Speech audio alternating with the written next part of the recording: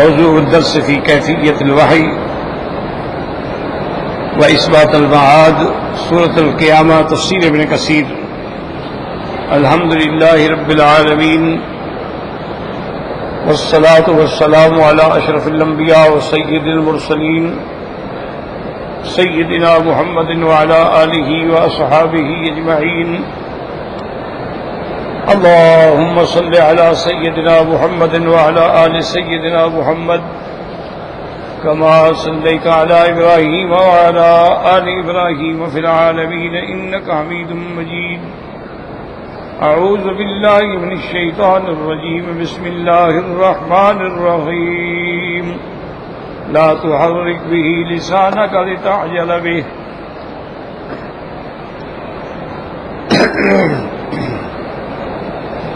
إن علينا جمعه وقرآنه فإذا قرأناه فاتبع قرآنه ثم إن علينا بيانه كلا بل تحبون العاجلة وتذرون الآخرة وجوه يومئذ ناظرة إلى ربها ناظرة ووجوه يومئذ باسرة تظن أن يفعل بها فاقرة. قال المؤلف والمفسر رحمه الله تعالى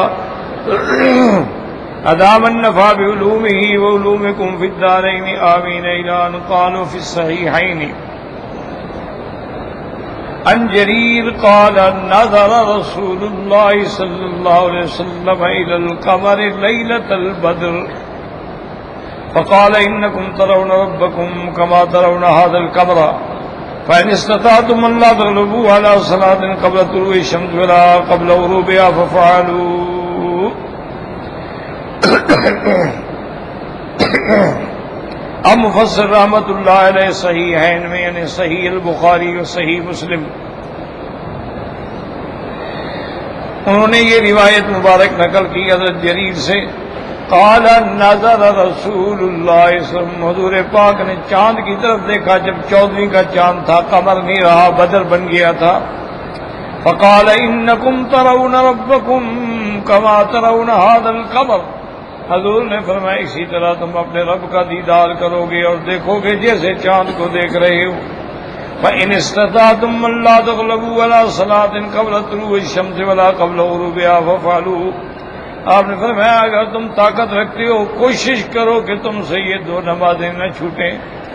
صلاۃ قبل طلوع الشمس یعنی فجر کی نماز اور قبل غروبها سے مراد جو ہے وہ عصر کی نماز ہے، کیونکہ ویسے تو 5 نمازیں فرض ہیں لیکن ان 2 نمازوں کے لیے قرآن مقدس نے بڑا مزید فضیلت بیان کی.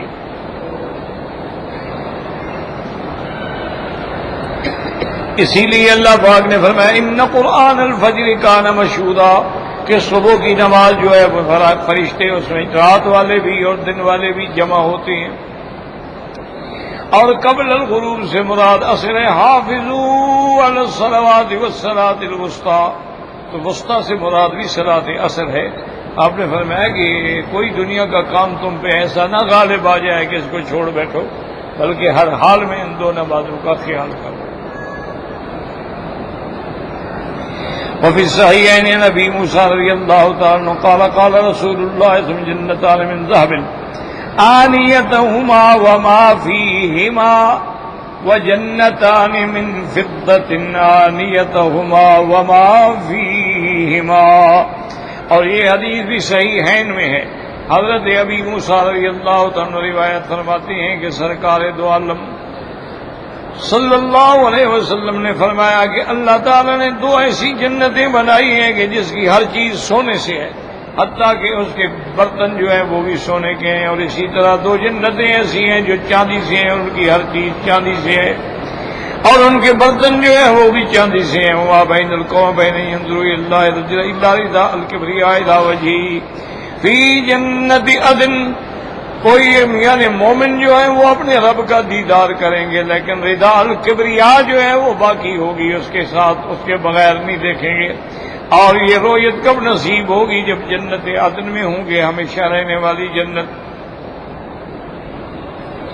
وفي إفراد مسلم عن صهيب بن النبي صلى الله عليه وسلم قال إذا دخل أهل الجنة الجنة قال يقول الله تعالى تريدون شيئا أزيدكم فيقولون ألم تبيض وجوهنا ألم تدخلنا الجنة تنجنا من النار قال ويكشف الحجاب فما أوتوا شيئا أحب إليهم من النذر إلى ربهم وهي الزيادة ثم تلا هذه الآية للذين أحسنوا الحسنى وزيادة. اور اسی طرح امام مسلم نے رحمت اللہ علیہ نے حضرت صہیب سے رضی اللہ تعالیٰ عنہ سے نبی صلی اللہ علیہ وسلم روایت کی، آپ نے فرمایا کہ جب اہل جنت جنت میں داخل ہو جائیں گے، اب اللہ تبارک و تعالیٰ ان سے ہم کلام ہوں گے اور فرمائیں گے کہ اور کچھ چاہتے ہو، اور کوئی چیز تمہیں چاہیے، نعمت کو مانگتے ہو؟ فیقولون اہل جنت کہیں گے کہ مولا آپ نے ہمیں رسوا نہ کیا، ہمارے چہروں کو سفید کا معنی یہ ہوتا ہے کہ رونق والا بنایا، ہمیں مومن بنایا، جنت والا بنایا. الم تدخل الجنت، اور آپ نے ہمیں جنت میں داخل کیا اور جہنم سے نجات دی، اس سے بڑی اور کیا نعمت ہے جو ہم مانگیں؟ حضور پاک نے فرمایا فیکشف الحجاب، پھر حجاب اٹھا دیا جائے گا. فما اوتوا شیئا احب الیہم من النظر الى ربهم وہی الزیادہ. اور جب وہ اپنے رب کو دیدار کریں گے، اپنے رب کی زیارت کریں گے، تو اس سے زیادہ کوئی محبوب چیز ایسی نہیں ہے اللہ تبارک و تعالیٰ کی زیارت سے. اور قرآن پاک میں جو ہے للذین احسنوا الحسنى وزیادہ، حسنہ سے مراد جنت ہے اور زیادہ سے مراد جو ہے وہ اللہ کا دیدار ہے جو جنت میں اللہ تبارک و تعالیٰ مومنین کو کرائیں گے. حتیٰ کہ ایک روایت میں یہ بھی آتا ہے کہ جب مومنوں کو اللہ تبارک و تعالیٰ کا دیدار نصیب ہوگا اور وہ واپس جب آئیں گے اپنی بیویوں کے پاس، تو کہیں گے کہ آج تو آپ کے چہروں پر ایسا نور ہے اور ایسی تراوٹ ہے جو پہلے نہیں تھی. تو کہیں گے کہ آج ہم نے اپنے رب کا دیدار کیا. تو انہی احادیث مبارک سے علماء نے یہ استدلال کیا ہے کہ جیسے ایک اور حدیث میں بھی ہے کہ ایک صحابی نے عرض کیا کہ یا رسول اللہ صلی اللہ علیہ وسلم، جب ہم آپ کی مجلس میں بیٹھے ہوتے ہیں نا تو ہمارے دل کی کیفیت کچھ اور ہوتی، اور جب پھر ہم گھر چلے جاتے ہیں تو وہ کیفیت نہیں رہتی. آپ نے فرمایا اللہ کے بندے، اگر وہی کیفیت برقرار رہے تو پھر تو آسمان سے فرشتے نیچے اترے تمہیں ملنے کے لیے. تو یہ تو جب حضور کا قرب ہوتا تھا تو وہ جو اثرات ہوتے تھے صحابہ پر وہ گھر میں تو نہیں ہو سکتے. اسی لیے علماء نے فرمایا کہ قرآن کا بھی حکم ہے، حضور پاک کا بھی حکم ہے کہ یا ایھا الذین آمنوا اتقوا اللہ وکونوا مع الصادقین، ایمان والو تقوی اختیار کرو اور سچے لوگوں سے تعلق رکھو. سچے کون ہیں؟ مومنین، اولیاء اللہ، صالحین. اس کی مثال دی ہے بعض بزرگوں نے سمجھانے کے لیے کہ دیکھو مثلا اب ہم دیکھو اس روشنی کے نیچے بیٹھے ہیں، ہم نہ بھی چاہیں تو روشنی آ رہی ہے، ہم لاکھ پردے کریں گے، جب ہٹائیں گے پھر روشنی آئے گی. اسی طرح انسان اگر سورج کی روشنی میں بیٹھا ہے تو چاہے ہر حال میں گرمی آئے گی. ہاں یہ الگ بات ہے کہ پھر کپڑے ڈالے اور پردے کرے اور گرمی سے بچنے کی کوشش کرے. اسی لیے انہوں نے مثال دی کہ جب آدمی اولیاء اللہ کی صحبت میں بیٹھتا ہے تو ان کے نور ایمان کی جو روشنی ہے اس سے اثر جو ہے وہ ساری وجہ سے. کیوں؟ ہر مومن جو ہے وہ اللہ کی طرف سے نور پہ ہے، اللہ نور من ربہ. تو اب وہ ان کا جو نور ہوتا ہے اس کے اثرات ہوتے. اسی لیے ہمیشہ آدمی کو چاہیے کہ صحبت صالح اختیار کرے، صحبت علماء اختیار کرے، صحبت اولیاء اختیار کرے، صحبت صالحین اختیار کرے. اور طالحین اور ظالمین اور کافرین اور مشرکین اور مستہزئین ان لوگوں کی صحبت سے بچے، ورنہ وہ جو نور ایمان ہے نا وہ چھن جاتا ہے۔ اب دیکھو نا، ایک آدمی ہے مثلا شیشہ ہے، اس پہ گرد جم جائے تو چہرہ نظر نہیں آتا، حالانکہ شیشہ تو ہے، دل تو ہمارے پاس بھی ہیں، لیکن جب ان پہ زنگ آ گیا تو اب وہ ہمیں نہ نماز میں لذت آتی ہے، نہ طواف میں لذت آتی ہے، نہ تلاوت قرآن پاک میں لذت آتی ہے، کیونکہ زنگ لگا ہوا ہے۔ وہ زنگ کیسے اترے گا؟ سائیکل سے، یعنی صاف کرنے سے، اور سائیکل کیا ہے؟ اللہ کا ذکر ہے۔ تو جب تم ذاکرین کے پاس بیٹھو گے تو اس کے اثرات آئیں، اسی لیے والذاکرین اللہ کثیرا والذاکرات، اللہ نے قرآن میں بھی ذکر کیا ہے کہ اللہ کا ذکر کرنے والے مرد اور عورتیں، عورتوں میں بھی کئی ایسی ہیں جو مقام ولایت پہ پہنچی ہیں، عورتوں میں بھی کتنی ہیں جو مفسرہ ہیں، محدثہ ہیں، عالمہ ہیں، فاضلہ ہیں، تقوی والی ہیں، پرہیزگار ہیں، عابدات ہیں، تائبات ہیں، سائحات ہیں۔ تو اس لیے ہمیشہ یاد رکھیں کہ وہ رؤیت ربانی جو ہے اس سے بڑی چیز کیا ہو سکتی۔ وفی افراد مسلم عن جابر رضی اللہ تعالی عنہ فی حدیث ان اللہ یتجلی للمؤمنین یضحک، یعنی فی عرصات القیامت فی هذه الاحادیث ان المؤمنین ينظرون الى ربهم عز وجل فی العرصات فی روضات الجنات۔ امام مسلم رضی اللہ تعالی عنہ نے یہ روایت کی ہے حضرت جابر سے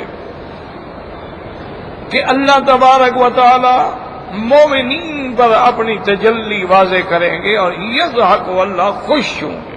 ایک بات یاد رکھیں کہ جتنی قرآن میں صفات ہیں یا حدیث میں ہیں کہ جیسے ہے کہ اللہ خوش ہوتے ہیں، جیسے ہے کہ اللہ ہنستے ہیں، تو کما یلیق بشان، جو اللہ کو زیب ہے اس میں تحقیق میں نہ پڑے۔ جیسے کہ اللہ عرش سے ینزل الی السماء الدنیا نزول فرماتے، اب کیسے نزول فرماتے یہ بات، جیسے ان کی شان کو زیبا ہے، کما یلیق بشان ہی اللہ پاک آتے ہیں، آسمان دنیا پہ بھی آتے ہیں۔ اور اسی طرح حدیث مبارک میں یہ بھی آیا کہ پھر اللہ ان کو اپنی زیارت کروائیں گے، وہ اور ساتھ قیامت میں ہوں گے، اور مومنین جو ہیں وہ اپنے رب کی طرف بھی دیکھیں گے اس اور ساتھ میں بھی، اور روضۃ الجنات، اور ساتھ کہتے ہیں یعنی وہ درمیانی مقام کہ ابھی جنت میں نہیں گئے، ابھی جنت میں داخل نہیں ہوئے، یہ اور ساتھ میں ہے۔ اس کے بعد پھر جنات میں جب داخل ہو جائیں گے تو پھر بھی ان کو اللہ اپنی زیارت کروائیں گے۔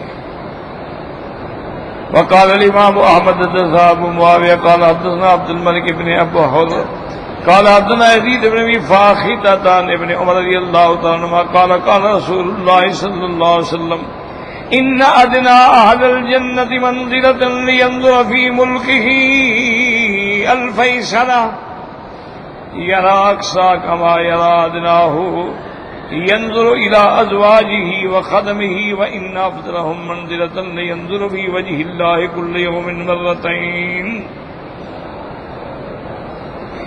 اس حدیث مبارک میں امام احمد رحمت اللہ علیہ نے حضرت ابن عمر رضی اللہ تعالی عنہما سے یہ روایت ذکر فرمائی ہے کہ حضور نے فرمایا کہ جو ادنا درجے کا جنتی ہوگا وہ اپنے منازل میں 2000 سال تک دیکھتا رہے گا،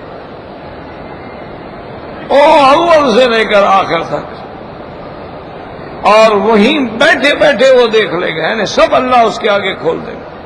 جیسے دنیا میں اب آپ دیکھیں نا جی، بڑے بڑے کمپنیاں ہیں، بڑے بڑے ادارے ہیں، کمپیوٹر لگا ہے، اسکرین لگا ہے، وہ اپنے دفتر میں بیٹھ کے ہر چیز دیکھ رہا ہے، تو اللہ مومن کے لیے بھی ہر چیز سامنے کر دیں گے کہ 2000 سال کی مسافت تک جو اس کا اللہ کی طرف سے عنایت ملک ہے، اول سے لے کر آخر تک اس کو دیکھے گا۔ ينظر الى ازواجه وخدمه، اپنی بیویوں کو بھی دیکھیں گے، اپنے خادموں کو بھی دیکھیں گے. وان افضلهم منزلۃ، اور سب سے اعلیٰ مرتبے والا جو مومن ہوگا وہ اپنے اللہ کا ایک دن میں 2 مرتبہ دیدار کریں گے.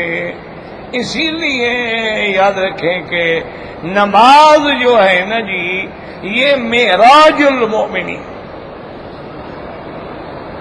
نماز جو ہے یہ ذریعہ ہے اللہ کو دیکھنے کا. کیونکہ حضور پاک نے تعریف یہی کی ہے کہ ان تعبد اللہ کأنک تراہ، تم ایسی عبادت کرو گویا تم خدا کو دیکھ رہے. اور فرمایا کہ اگر اس مرتبے پہ نہیں پہنچ سکتے ہو تو کم از کم یہ تو خیال کرو کہ فَإِنَّهُ يَرَاكَ، کہ خدا تمہیں دیکھ رہا ہے. تم کوئی ایسی حرکت تو نہ کرو، کبھی رومال بنا رہے ہو، کبھی موبائل نکال کے دیکھ رہے ہو، کبھی گھڑی دیکھ رہے ہو، کبھی کپڑے ٹھیک کر رہے ہو، کبھی اچھے. پتہ نہیں یہ کون سی نماز ہے، ہمیں تو آج تک سمجھ نہیں آئی. اِنَّا لِلَّهِ وَإِنَّا إِلَيْهِ راجعون. اچھا اپنا آرام سے بیٹھے ہوں، جب نماز شروع کریں گے تو کھرک شروع ہو جائے گی، کبھی ادھر کبھی ادھر، کبھی گھنٹی آنی شروع ہو جائے گی، کبھی گھڑی دیکھنی شروع ہو جائے. اچھا رومال کے پھول بناتے رہیں گے کہ وہ ٹھیک تو ہے نا، اس کے دونوں کنارے برابر تو ہے نا جی. انا للہ، یہ کون سی نماز ہے خدا جی؟ قوموا للہ قانتین، اس سکون کے ساتھ نماز پڑھو اور عبادت کرو اللہ کے آگے. کہ دیکھو نا، جب آدمی کو یقین ہو کہ خدا مجھے دیکھ رہا ہے، وہ کیسے ایسی حرکت کرے گا؟ اور اس حدیث سے یاد رکھو، علماء نے فرمایا کہ یہ بھی سمجھ لو، حضور نے فرمایا کہ پہلا مرتبہ کیا ہے؟ ان تعبد اللہ کأنک تراہ، مانا ہے کہ ایسے لوگ بھی تو ہوں گے جو نماز میں دیکھتے ہوں گے، ورنہ پھر تشبیہ دینے کی ضرورت کیا تھی؟ اگر یعنی اس مقام پہ کوئی بندہ پہنچ ہی نہیں سکتا تو پھر ضرورت کیا تھی یہ کہنے کی؟ تو مانا ایسے لوگ بھی. اور یہی بات دوسری حدیث کو جب ملا کے پڑھیں گے نا تو آپ کو حدیث سمجھ آ جائے گی. دوسری حدیث میں حضور پاک نے فرمایا کہ حبب الی من الدنیا بثلاث، میرے دل میں دنیا کی 3 چیزوں کی محبت ڈالی گئی ہے. سمجھا کرو حدیث مبارک کو، سمجھنے کی کوشش کیا کرو. یہ نہیں فرمایا کہ مجھے ان 3 چیزوں کی محبت ہے، نہ فرمایا حب بات ڈالی گئی ہے اور مجھے تو نہیں ہے. حب الی، وہ بھی اللہ کی طرف سے ڈال دی گئی، ورنہ دنیا سے تو رغبت ہی نہیں نا. حضور پاک انتم اعلم بامور دنیاکم، تم جانو تمہاری دنیا کے کام جانو. اور یہی کیفیت ہے باقاعدہ کہ جو بڑے بڑے علماء اولیاء صلاح خدا کی شانیں، ان کو دنیاوی معاملات کا کوئی پتہ ہی نہیں لگتا تھا. مجھے خود یاد ہے کہ ساری زندگی والد صاحب رحمت اللہ علیہ گھڑی کا ٹائم دیکھ کے نہیں بتا سکتے تھے کیا ٹائم ہے. کسی شاگرد نے ان کو گھڑی دی تھی، وہ جیب میں جو ڈالتے ہیں نا جیب میں، تو جو ساتھ بیٹھا اس کو جیب سے نکال دے، بابا دیکھو نا کیا ٹائم ہو گیا، ان کو نہیں پتا. اچھا وہ چابی کی گھڑی ہوتی تھی اس زمانے میں، تو کوئی شاگرد ہوتا اس کے بعد بابا اس کو کل تو بھر دو. چابی بھی نہیں جانتے تھے کہ چابی کہتے ہیں، کہتے ہیں کل، او بھائی یہ کو ذرا کل بھر دے. ان کو یہ بھی پتا نہیں کہ چابی کیسے بھری جاتی ہے. کئی دفعہ میرا بیٹا عارف صاحب جو ہیں وہ چھوٹے تھے تو وہ والد صاحب سے 10 ریال کا نوٹ لے کے کہتے دادا یہ 1 ریال ہے. اچھا کہتے اچھا پھر 1 ہی ہوگا، ٹھیک. نہیں پتہ لگا کہ 10 ریال کیا ہے اور 1 ریال کیا ہے. بھائی اللہ کے بندے لکھا ہوا ہے، بخاری شریف پڑھا لیتے ہو، یہ نہیں پڑھ سکتے. لیکن مانا یہ ہے کہ ادھر رغبت ہی نہیں تھی. خواہش ہی نہیں تھی، سیکھنے کا ارادہ ہی نہیں تھا، توجہ ہی نہیں۔ اچھا یہ بٹن جو ہے نا جی یہاں لگا لیتے تھے اور یہاں والا بٹن یہاں لگا دیتے، پتہ ہی نہیں بھی حضرت بٹن تو برابر لگا، اب یہاں بند ہی کرنا ہے نا، برابر ہو گیا نہ ہو کیا ہو گیا، اب اس کا کیا ہے؟ تو معنی یہ ہے کہ ان کو امور دنیا سے تعلق ہی نہیں ہوتا، اور الحمدللہ قرآن کی تفسیر اور حدیث میں اتنا عبور تھا کہ جب نظر جواب دے گئی تھی تو کہتے اچھا بھی پڑھو، بس طالب نے حدیث کا پہلا لفظ پڑھا تو آگے خود پڑھ دے۔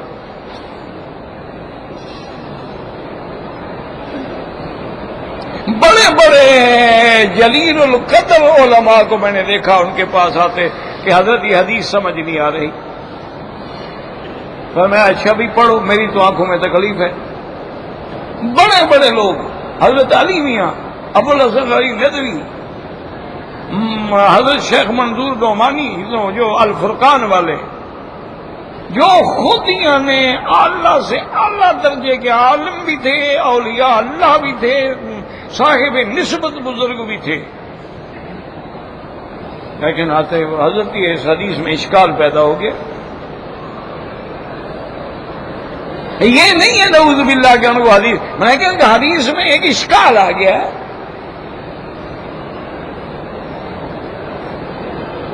تو اس لیے ہمیشہ یاد رکھیں کہ وہ مقام، اب دو حدیثوں کو جب ملاؤ گے نا تو حدیث سمجھ آ جائے گی۔ حضور نے فرمایا کہ حبب الی من الدنیا بثلاث، الطیب خوشبو، والمرأۃ الصالحہ، اور صالحہ بیوی، یعنی زوجہ ہو لیکن صالحہ ہو۔ اگر بیوی صالحہ نہ ہو تو دنیا میں جہنم ہے، اور اگر اللہ بیوی صالحہ نصیب کر دے تو پھر دنیا میں جنت۔ اور فرمایا تیسری چیز کیا؟ فرمایا دیکھیں یہ دنیا کی چیزیں تھی نا، پھر دین کی طرف لوٹ گیا، وَقُرَّةُ عَيْنِي فِي الصَّلَاةِ، میری آنکھوں کی ٹھنڈک نماز میں ہے۔ اب یہاں دیکھو نا، جب وہ دیکھیں گے اللہ کا زیارت کریں گے تو ان کے چہروں پہ جو نظرۃ النعیم آئے گی، تو حضور کی آنکھوں کی ٹھنڈک جو نماز میں ہے، مقصد ہے کہ آنکھوں سے کچھ دیکھا ہے تو ٹھنڈک آ رہی ہے نا۔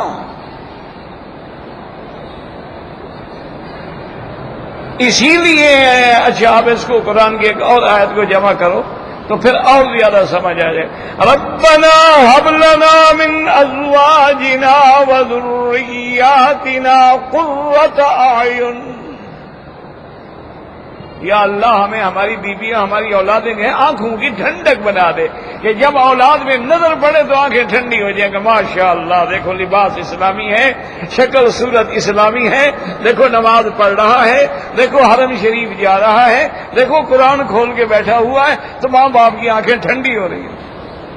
آج کل کے ماں باپ نہ ہوں وہ تو ان کی آنکھیں تو ٹھنڈی ہوتی ہیں کہ بیٹا کرکٹر ہے، بیٹا ہاکی کا پلیئر ہے، بیٹا جو ہے اچھا ڈانسر ہے، بیٹا جو ہے فلموں میں کام کرتا ہے، بڑا نام کمایا ہے، ان کی آنکھیں تو وہاں ٹھنڈی ہوتی ہیں نا۔ تو اس لیے یاد رکھیں کہ وہ رویت جو ہے اس کے بھی ایک اثرات ہیں۔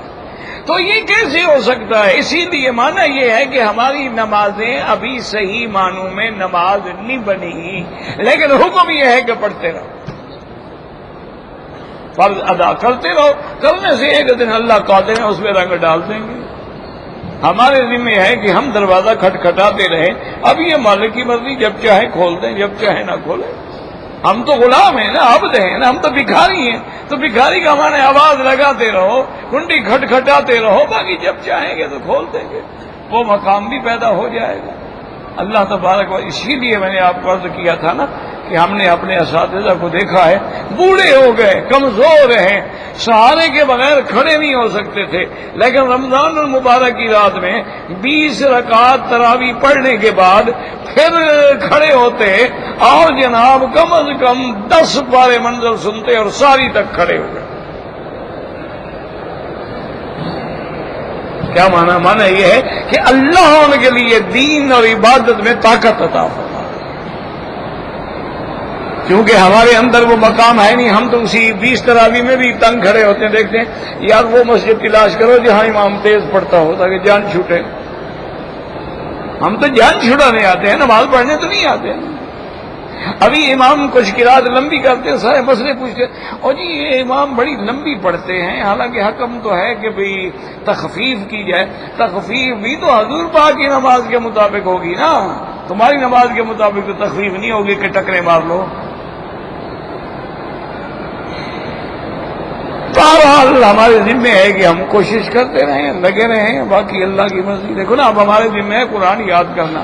اب اللہ نصیب کریں گے تو یاد ہو جائے گا, ورنہ ہم تو لگے رہے نا, پڑھتے رہیں پڑھتے رہیں پڑھتے رہیں. اللہ مالک. اور فرماتی ہیں ورواه الترمذی عن عبد بن حمید عن شبابہ عن اسرائیل عن نویر قال سمعت ابن عمر رضی اللہ تعالی عنہما فذکرہ, انہوں نے یہی حدیث ذکر فرمائی.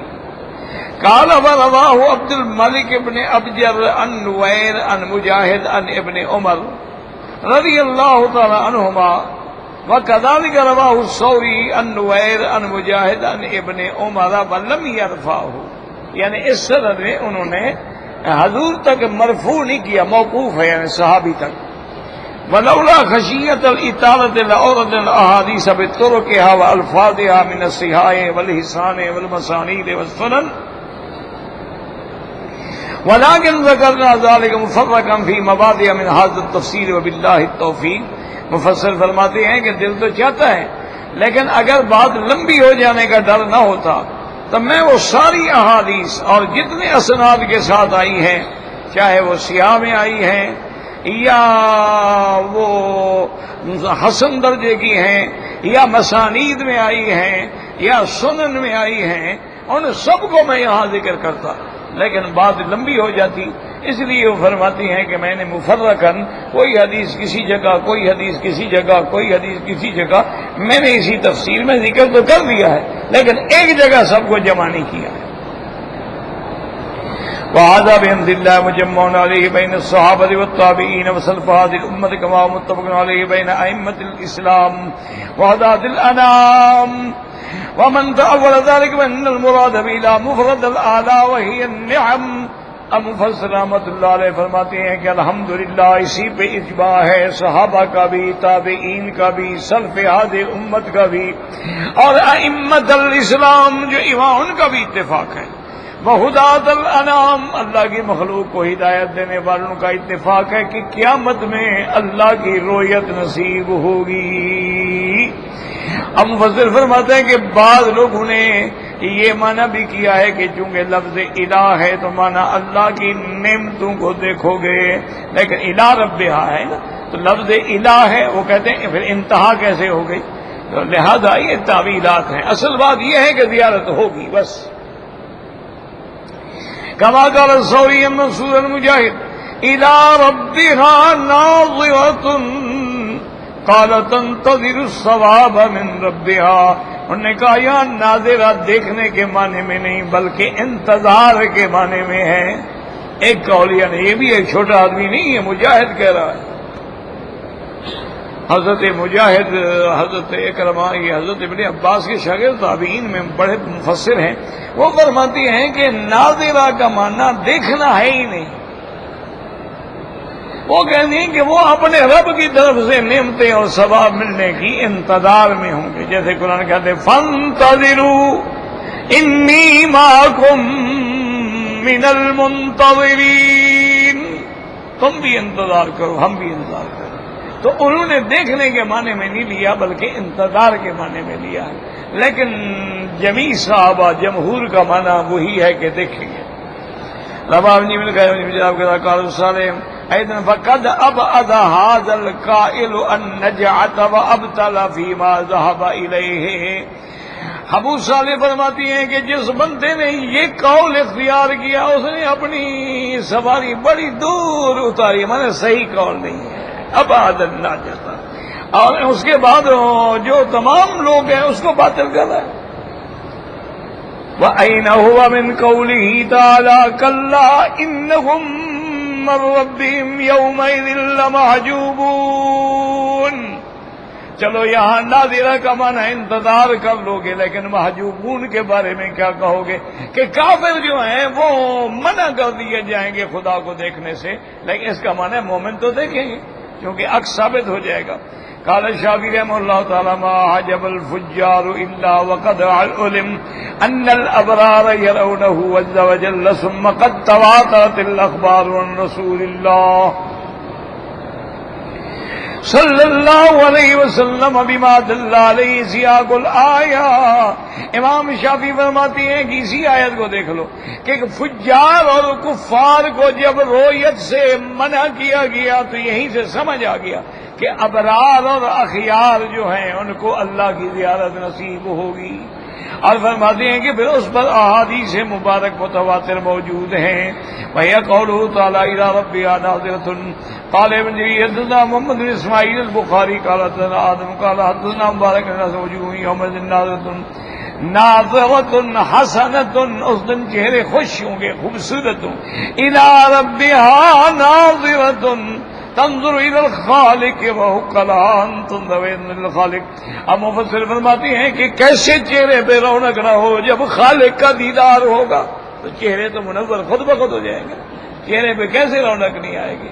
آج آدمی اپنے ایک دوست کو ملتا ہے نا، دیکھو کیسے چہرہ کھل جاتا ہے، جو خدا کو ملیں گے، خدا کو دیکھیں گے، ان کے چہرے پر کیسے اثرات ہوں گے۔ وقوله تعالیٰ ووجوه يومئذ باصرة تظن ان يفعل بها فاقرة۔ هذه وجوه الفجار تكون يوم القيامة باصرة كالهة، یہ کافروں کے چہرے ہیں جو قیامت والے دن زخمی ہوں گے، پھٹے ہوئے ہوں گے اور بے نور ہوں گے، ان کے چہرے پہ غبار ہوگا۔ وقال السدی تغیر الوانها، چہروں کے رنگ بھی اڑ جائیں گے۔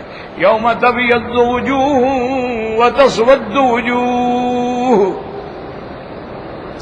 وقال مجھے باصرة عابسة، خشک بے رنگ چہرے، تظن تستئی کے، یہاں زن کے معنی میں نہیں، یقین کے معنی میں، تظن ان يفعل بها فاقرة، اب وہ یقین ہو جائے گا کہ ابھی میرے ساتھ ایسا ہوگا، ایسی مصیبت پڑے گی کہ میری کمر ٹوٹ جائے گی۔ قال مجاہد دائر مقاصد شر المقاصد تستيقن انها حالکۃ، ہلاک ہونے والا ہے۔ وقال ابن زید تظن ان ستدخل النار، اب اس کو یقین ہو جائے گا کہ عنقریب وہ جہنم میں داخل کیا جائے گا۔ وهذا المقام قولی تعالی یوم تبیض وجوہ وتسود وجوہ، وكقوله وجوہ یومئذ مسفرة ضاحكة مستبشرة ووجوه يومئذ عليها غبرة ترهقها قترة أولئك هم الكفرة الفجرة۔ وقوله تعالى وجوه يومئذ خاشعة عاملة ناصبة تصلى نارا حامية، إلى قوله وجوه يومئذ ناعمة لسعيها راضية في جنة عالية في أشباه ذلك من الآيات والسياقات۔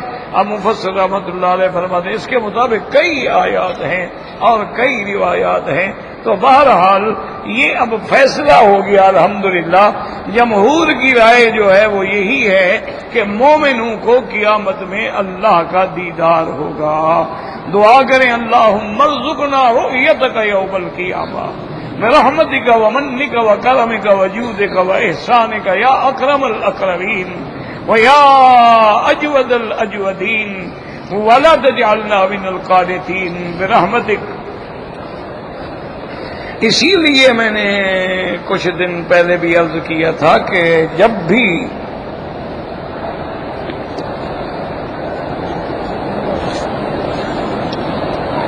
حدیث مبارک پڑھیں یا قرآن پڑھیں تو استاد سے، صرف ترجمے سے گزارا نہیں ہوتا۔ ایک دن درس کے بعد میں جا رہا تھا، ایک آدمی آیا مجھے ملا،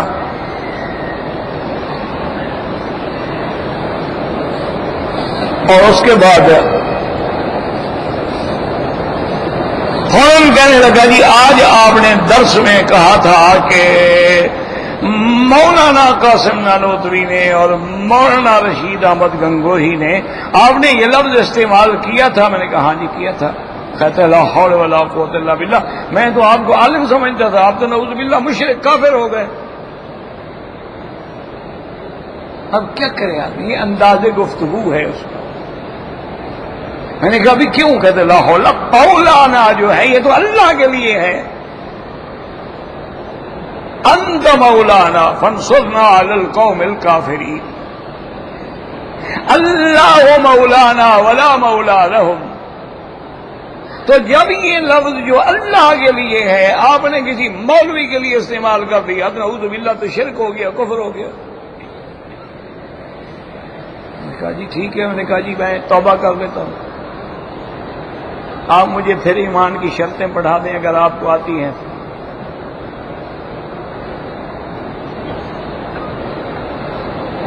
کہنے لگا جی مجھے آتی ہے، ایک بات ہے میں پڑھا لکھا آدمی، آمنت باللہ وکتبہ رسولہ۔ میں نے کہا یہاں کتابیں مقدم ہیں رسول مؤخر ہیں، اس کی کیا وجہ ہے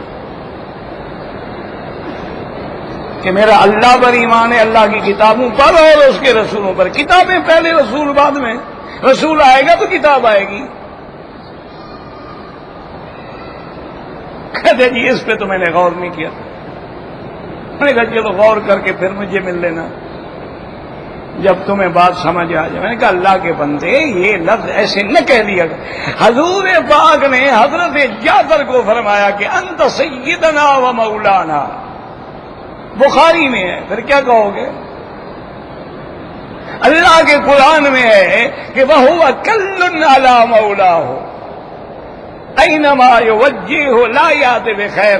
وہ ایسا غلام ہے کہ اپنے سردار پہ مصیبت بن گیا ہے، جہاں بھیجو کوئی خیر بھلائی لے کے بھی نہیں آتا۔ کلن علی مولا ہو تو اس کے سردار کو مولا قرآن کہہ رہا ہے۔ صحیح بخاری میں حدیث ہے، آپ نے فرمایا کہ اپنے سردار کو کہا کرو سیدی و مولائی، اور حضور نے فرمایا انا مولا لمن لا مولا لہ۔ تو ان ساری حدیثوں کے بعد تمہیں یہی سمجھ آیا ہے کہ کافر ہو جاتا ہے آدمی؟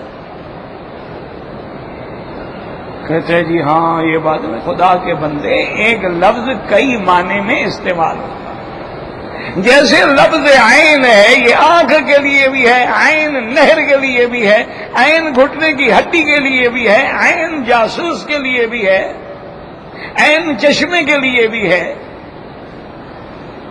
لفظ تو ایک ہے، عین ہے،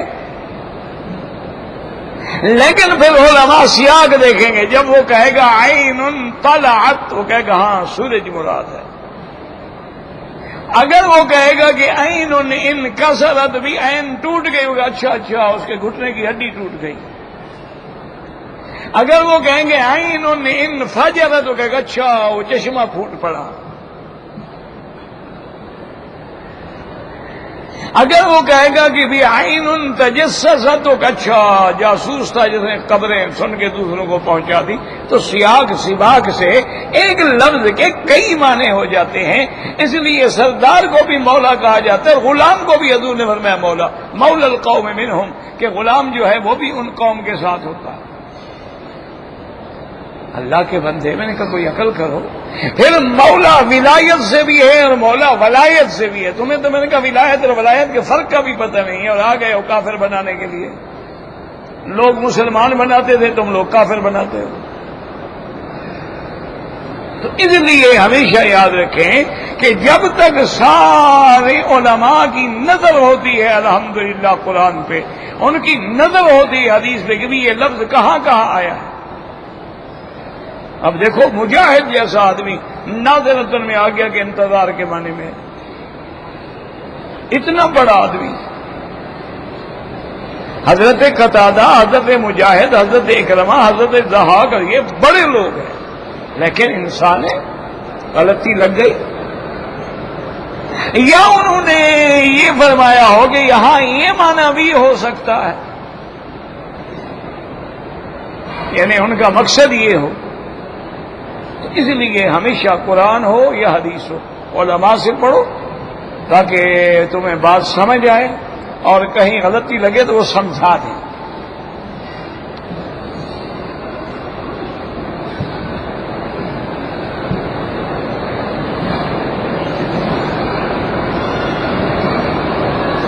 کوئی سمجھ میرا ارادہ تھا افراد حج کرنے کا، تمتع کر لیا تو کر لیا، بس ہم کیا کریں ہمیں، تم نے کر لیا، اب جب کرنے کے بعد جو پوچھتے ہو تو میں کیا کروں؟ جب نیت تمتع کی کر لی ٹھیک ہے، لیکن شرط یہ ہے تمتع میں پہلے عمرہ ہوتا ہے، تم نے عمرہ کیا تھا، اگر نہیں کیا تو تمتع ہے ہی نہیں۔ یہی تو مشکل ہے نا سمجھنے کی۔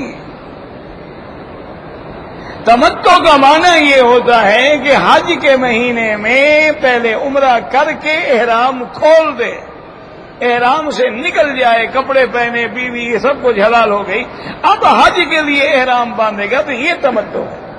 اگر تم نے 8 دن حج کو احرام باندھا ہے وہ تو تمتع ہے ہی نہیں، وہ تو ہو گئی افراد۔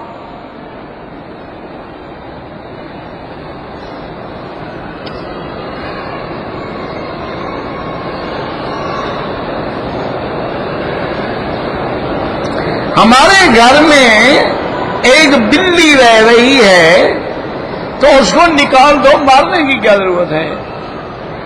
صحابہ پیار کر کے بلیاں پالتے تھے تو مارنے کے لیے تیار بیٹھے ہو۔ حضرت ابو ہریرہ کو ابو ہریرہ کیوں کہتے ہیں کہ بلی رکھی ہوئی تھی، اس سے محبت کرتے تھے، مشہور ہو گئے۔ ورنہ آپ کا نام تو عبد الرحمن ابن صخر ہے، آپ کا نام تھوڑا، یہ تو کنیت ہے۔ اچھا کنیت بیٹے کی طرف ہوتی ہے، بیٹی کی طرف ہوتی ہے، بلی کی طرف ہو گئی، وہ ہر وقت بلی اٹھا کے پھرتے تھے۔ تم جناب تنگ آ گئے ہو تو بلی کو کسی دوسری جگہ منتقل فرما دو، مارنے کی کیا ضرورت ہے؟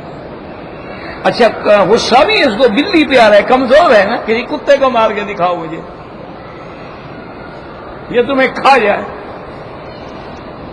کمزور پہ غصہ آتا ہے نا بھائی، آپ غصہ بڑا سمجھدار ہے، اپنے سے طاقتور پہ کبھی نہیں آتا۔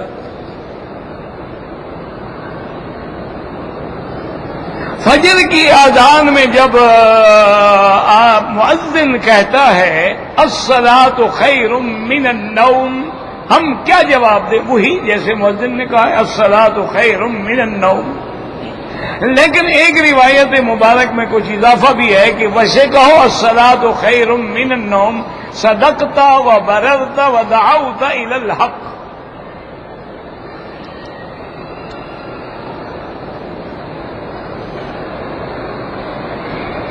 حضور پاک صبح کے وقت جو دعا مانگتے تھے وہ عورتیں بھی مانگ سکتی ہیں، تو قرآن جو آیا ہے تو مرد پڑھ سکتے ہیں، عورتیں نہیں پڑھ سکتی؟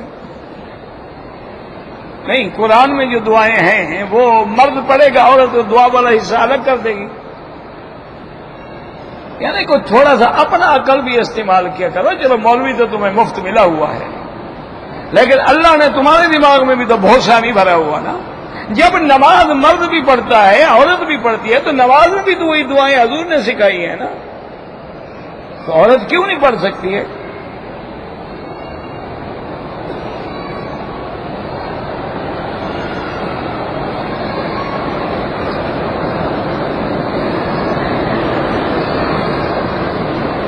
اگر ایک آدمی ریاض سے عمرے کے لیے آیا، اس نے عمرہ کر لیا لیکن طواف الوداع نہیں کیا، دم تو نہیں ہوگی، لیکن افضل یہی ہے کہ عمرے کے والا بھی طواف الوداع کر کے جائے۔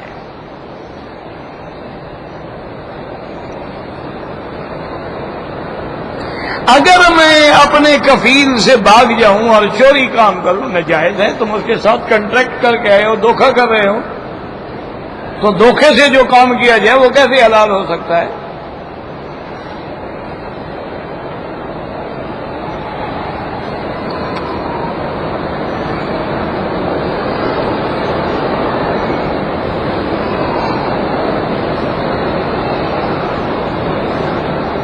کہتے جی کہ ایک لڑکے نے اپنے والدین کی رضامندی تو نہیں تھی، لیکن ایک شادی کر دی، باقی ساری برادری سب راضی تھے۔ اب والد کہتے ہیں کہ طلاق دے دو۔ بالکل نہ دو، اگر تمہارا گھر بس رہا ہے، اچھی طرح ہے، تمہاری بیوی تمہارے ساتھ ٹھیک ہے، کیوں طلاق دو؟ بالکل نہ دو۔ یا اگر تمہارے والدین کو ناگوار گزرتی ہے، بیوی کو الگ رکھو۔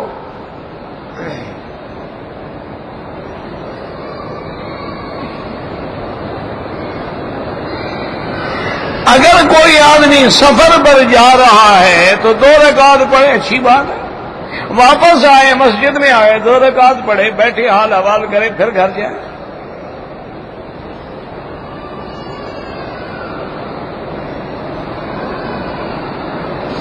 صرف اسی آیت کو پڑھنا ہے، لیس لہا من دون اللہ کاشفہ، بس۔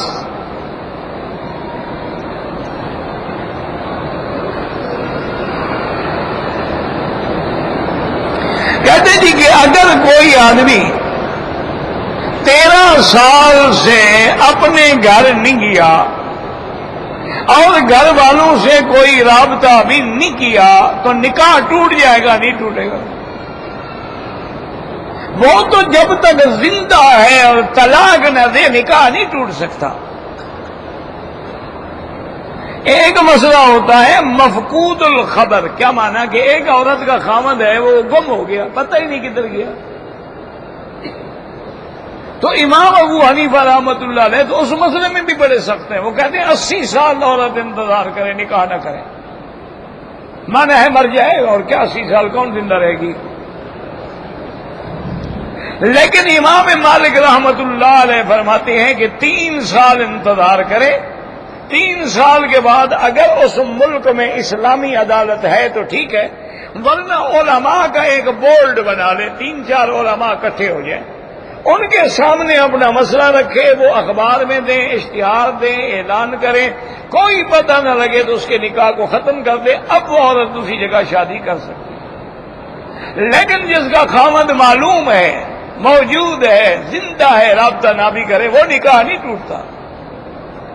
لیکن یہ آدمی شدید گناہ گار ہے، اگر وہ عورت بھی گناہ کرے گی وہ بھی اس پہ پڑے گا کہ تم نے اس کو معلقۃ بین السماء والارض کر دیا ہے کہ نہ وہ شوہر والی ہے بیچاری، نہ طلاق والی ہے، تم اگر نہیں رکھنا چاہتے طلاق تو فارغ کرو تاکہ وہ بیچاری کسی دوسری جگہ شادی کرے۔ یہ کیا مطلب ہے کہ تم طلاق بھی نہیں دیتے اور 13 سال ہو گئے شریف آدمی کو جاتا بھی نہیں ہے؟ انا للہ و انا الیہ راجعون۔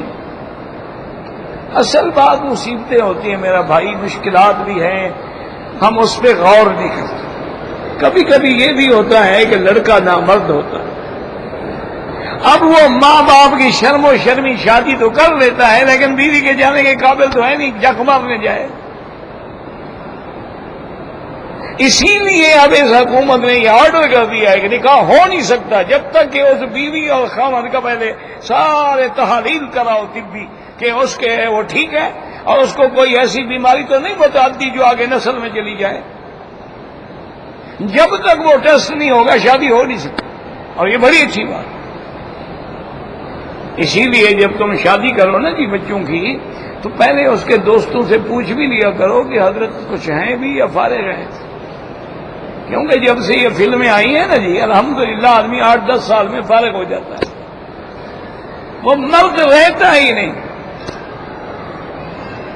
وہ ایسی ملعون فلمیں دیکھ دیکھ جھرنا شروع ہو جاتا ہے، جوانی ضائع کرنا شروع کر دیتا ہے، وہ برباد ہو جاتا ہے۔ تو اس لیے جب شادی کرو نا تو پہلے اپنے بیٹے کی تحقیق بھی اچھے، لوگوں کی لڑکی پہ الزام نہ دیا کرو نا جی، اور جی 4 سال ہو گئے بچہ نہیں ہوتا جی، ہم اپنے بیٹے کی دوسری شادی کرنا چاہتے ہیں، ہم تو گھر میں اولاد دیکھنا۔ وہ ہو تمہارا لڑکا نالائق تو بیوی کیا کرے، لوگوں کے لڑکے پکڑ کے لے آئے۔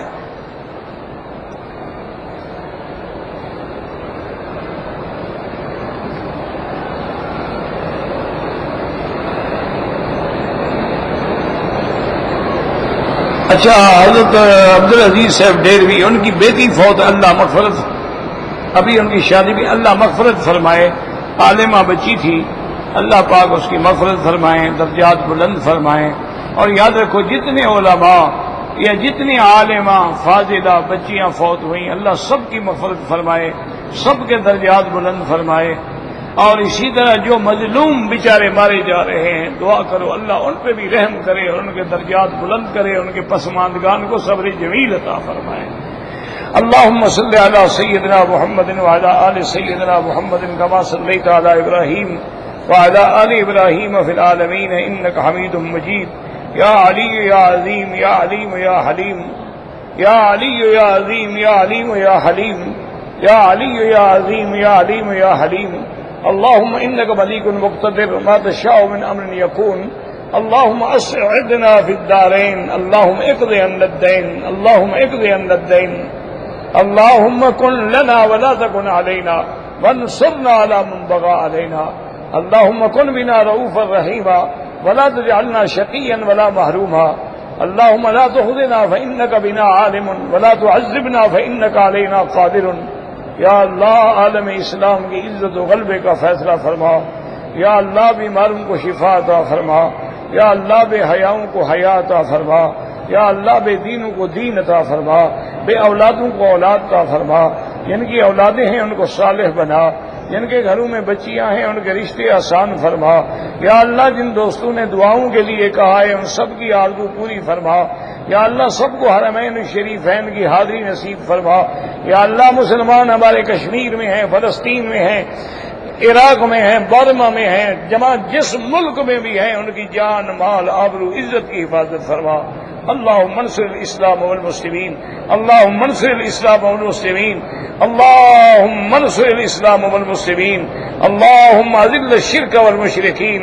اللهم انصر المجاهدين في كل مقام. اللهم اهلك اعداءك اعداء الدين.